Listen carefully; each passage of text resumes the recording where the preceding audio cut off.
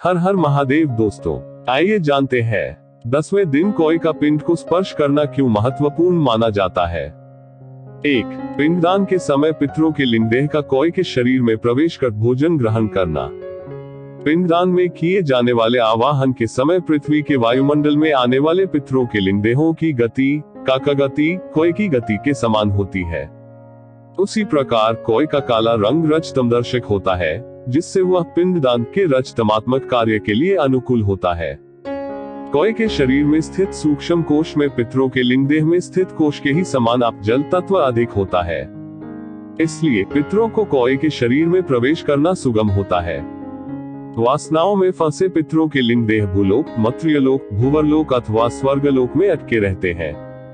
ऐसे लिंगदेह पृथ्वी के वायुमंडल में प्रवेश करने के उपरांत कोए में प्रवेश कर श्राद्ध पिंडदान का भोजन ग्रहण करते हैं।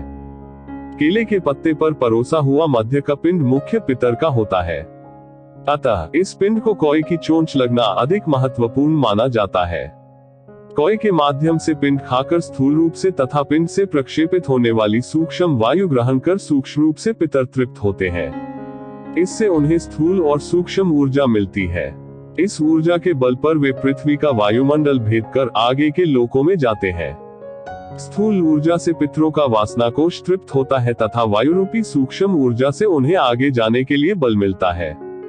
इसलिए पिंडदान में किए गए आवाहन के अनुसार पृथ्वी की वातावरण कक्षा में आने वाली लिंगदेह की यात्रा में अवरोध उत्पन्न नहीं होता। इसके लिए पिंडदान की विधि के पूर्व उस देवता की सम्मति लेकर तथा उनसे प्रार्थना कर ये विधियां की जाती है। नदी के तट अथवा घाट के देवालय में विधि करने से देवता से प्रक्षेपित सात्विक तरंगों के कारण लिंगदेहों का अनिष्ट शक्तियों के आक्रमणों से रक्षा होती है।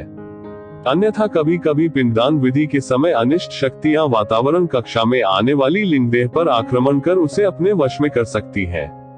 अतः इससे बचने के लिए संभवतः नदी के तट अथवा घाट पर शिव, अन्य कनिष्ठ देवताओं के अथवा स्थान देवता के देवालयों में ऐसी विधियां की जाती है।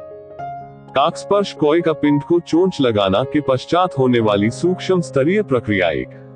जिस समय कौवा चोंच से पिंड श्राद्ध का भोजन लेता है, उस समय लगता है कि पितर की वासना शांत हो गई है। कोई के माध्यम से पितर अपनी भोजन की इच्छा पूरी करते हैं।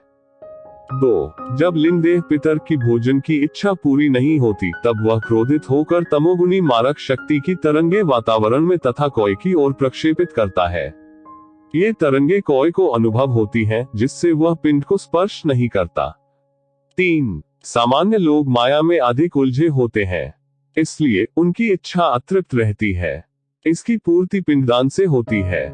दोस्तों, जानकारी पसंद आई हो तो वीडियो को सब्सक्राइब करें, लाइक करें, शेयर जरूर करें। धन्यवाद।